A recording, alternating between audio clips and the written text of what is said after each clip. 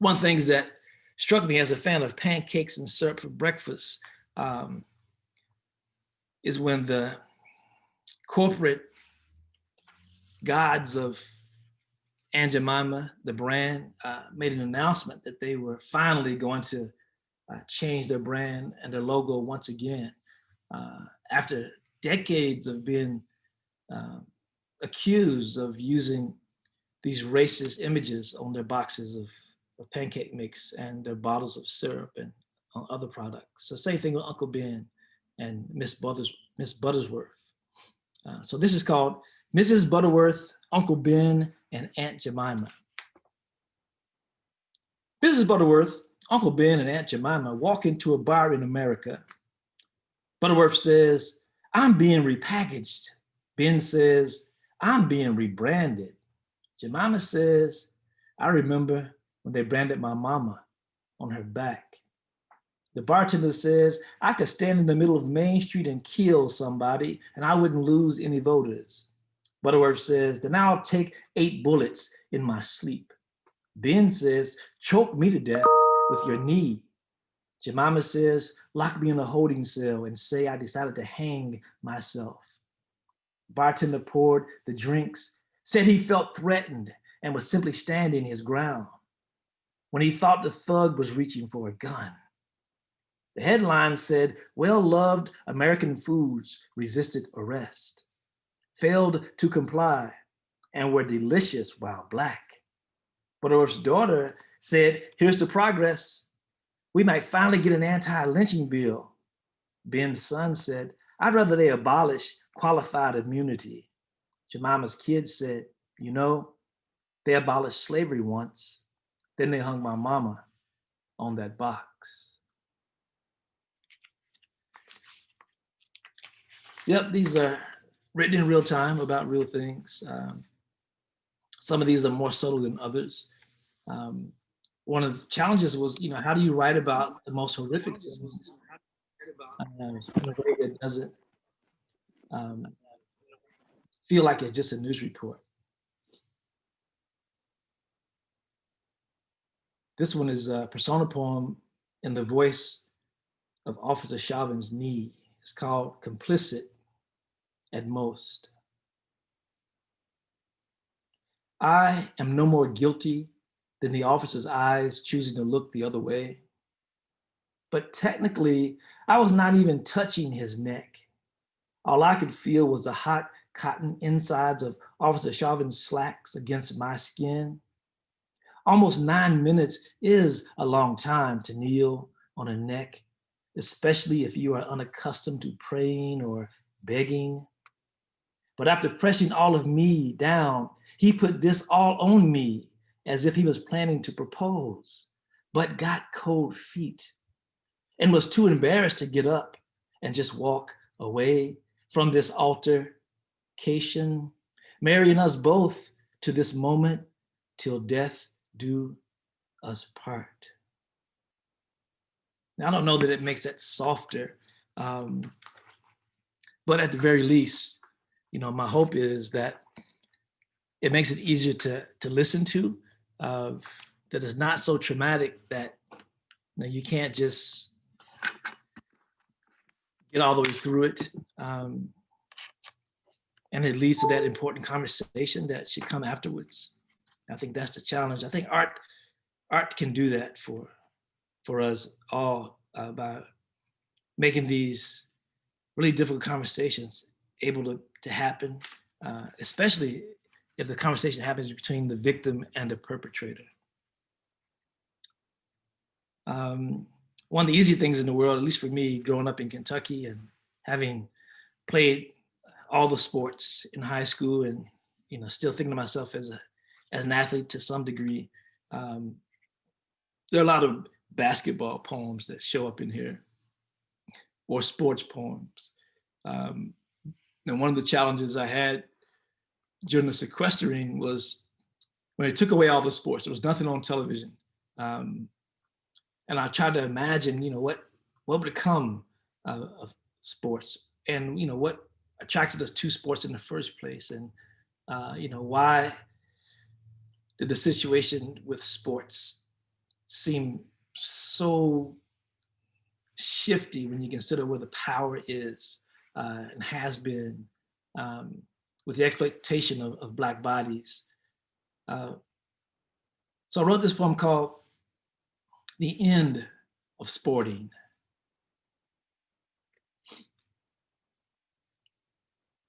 No balls, no teams, no uniforms, just shirts and skins, just beautiful Black bodies in slow motion, because that's why you watch, admit it.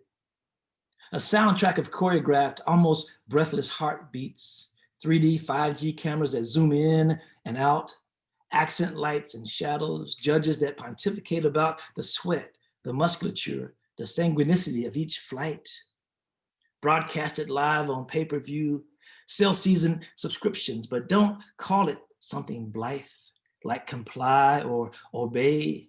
Be honest, tell the truth, call it stop or I'll. And by stop, you mean don't blink, don't be Black or brown, don't even breathe. But you won't even have to say the N-word out loud. Yeah, those sports poems. There's another one that's closer to football. It's called Offensive Captain.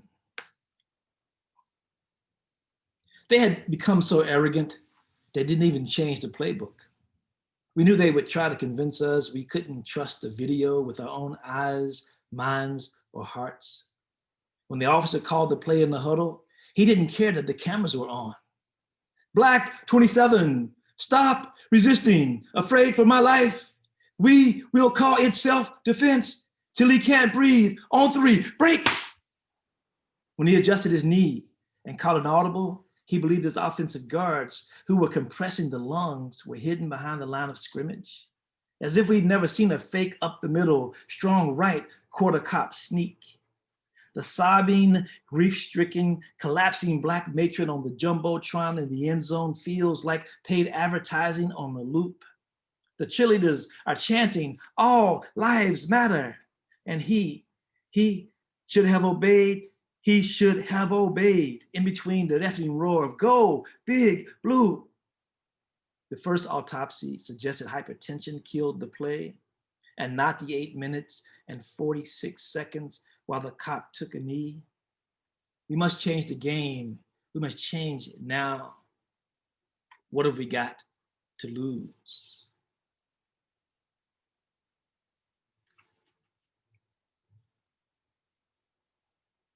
But I love sports, like most of us. You can't live in Kentucky and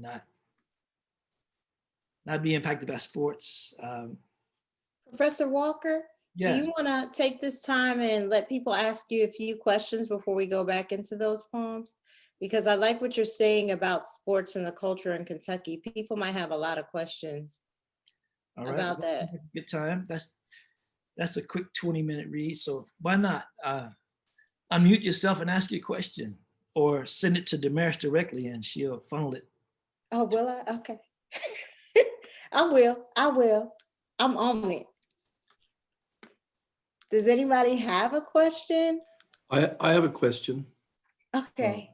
Should I email it to text it? No, to you tomorrow? go ahead and ask it, Jonathan. Should speak it out loud. Yeah. Okay. Yeah. Well, it's pretty simple, Frank. I'll just appear briefly and then I'll get off again. What I really